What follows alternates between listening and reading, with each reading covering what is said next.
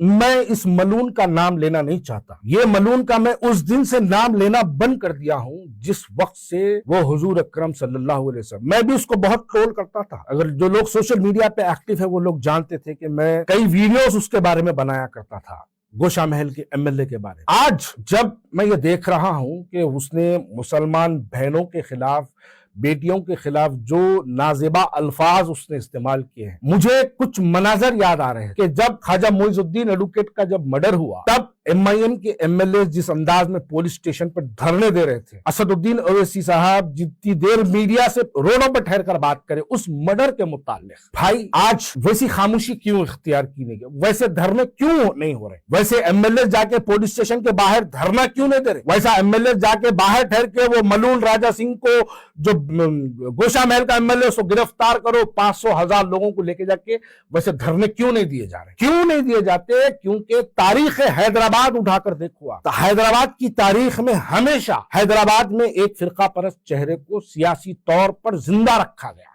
चाहे वो कभी आर्य नरेंद्र की शक्ल में हो, तो कभी किशन रेड्डी की शक्ल में हो, कभी बंडारू दत्तात्रेय की शक्ल में हो, कभी ये मलून की शक्ल में हो। तो एक सियासी चेहरे को सियासी तौर पर, एक फिरका परस्त चेहरे को सियासी तौर पर हैदराबाद में जिंदा रखा जाता।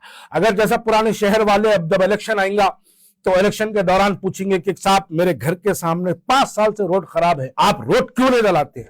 अगर कोई पुराना शहर वाला ये सवाल करा कि साहब बताओ 5 साल में आपका क्या डेवलपमेंट है, ये सवाल ना करके इन सवालों से माइंड डाइवर्ट करने के लिए, देखो भाई तुम में मेरे में होंगे कुछ गलतियां, होंगे आपके पास भी होंगे, मेरे पास भी होंगे, लेकिन ये ना इत्तेफाकी का वक्त नहीं है। अगर ये ना इत्तेफाकी का वक्त हो तो ये जो फिरका परस्त चेहरे को जिसको सियासी तौर पर जिंदा रखा, उसको बता के कहेंगे कि ये जीत जाएगा। इसको बताने के लिए, क्योंकि अगर जैसे ही ये चेहरा बताया जाएगा, रोडें, डेवलपमेंट, सड़क, तकलीफें, जुल्म, ज्यादती, वक्त की जायदादें, ये तमाम चीजों को भुलाने के लिए एक ऐसा फिरका परस्त चेहरे की जरूरत होती है, इसलिए इसको सियासी तौर पर जिंदा रखा जाता।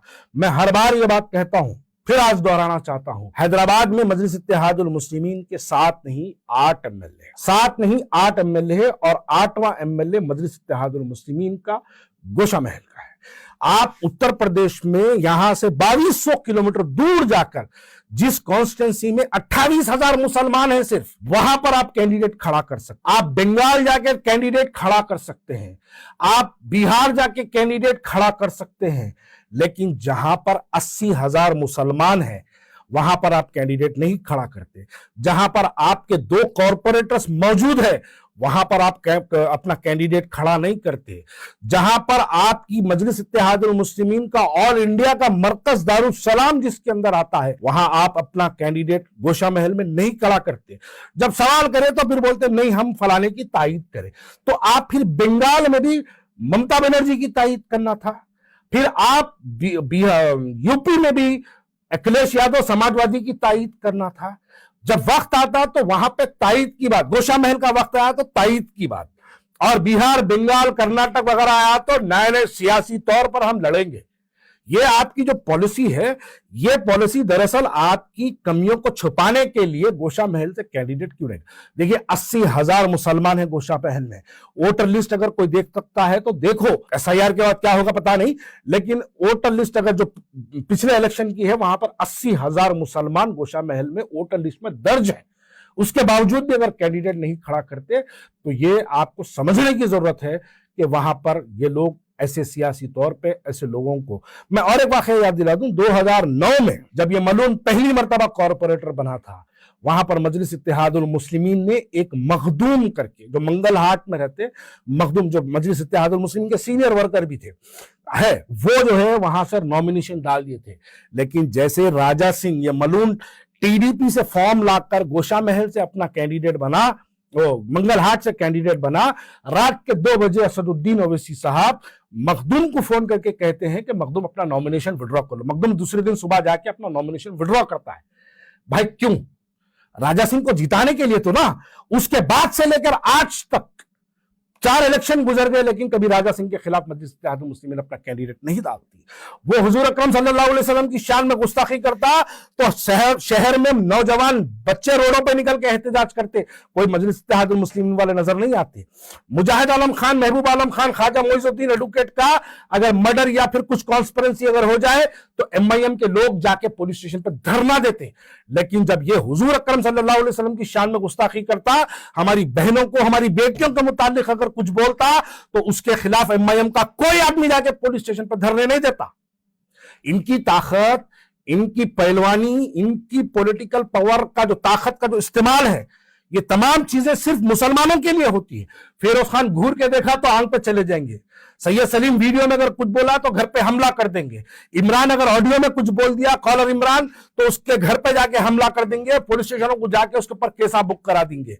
ख्वाजा बिलाल कुछ बोला तो वीडियो बना के मां बहन की गालियां दी जाएगी। लेकिन राजा सिंह को फ्री हैंड छोड़ दिया गया। वो हुजूर की शान में गुस्ताखी करता, कोई सवाल नहीं। वो हमारी मुस्लिम बहनों के बारे में बेहजा अल्फाजों का इस्तेमाल करता, उसके ऊपर कोई एहतजाज नहीं करता। तो ये नामर्दों की जमात में कहूं इसको, अरे अगर तुम में इतनी हिम्मत है तो जाओ पुलिस स्टेशन पे जाके धरना देके वो हरामी, वो सुअर के बच्चे को भी अरेस्ट कराओ।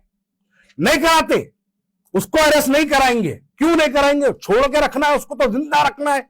वो तो आपके एमएलए के कांटेक्ट का आदमी है, उसको तो सियासी तौर पर जिंदा रखना है, ताकि आपको आने वाले वक्त में आप हैदराबाद के मुसलमानों को बताएं और चेहरा और दिखाएं और डराएं और अपनी सियासी जमात को ताकतवर बनाते जाए।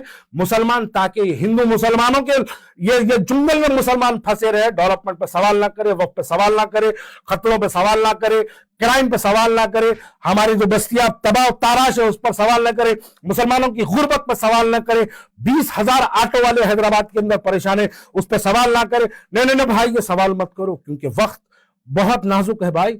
हमको, अगर हम आपस में ये चीजों में फंस जाएंगे तो बीजेपी से वो मलून जीत के आ जाएगा, वो मलून की औरत जीत के आ जाएंगे, वो मलून का आदमी जीत के आ जाएगा। ये लफ्जों में हमको फंसाया रखा पिछले 50 साल से। हमको ये बातें समझने की जरूरत है।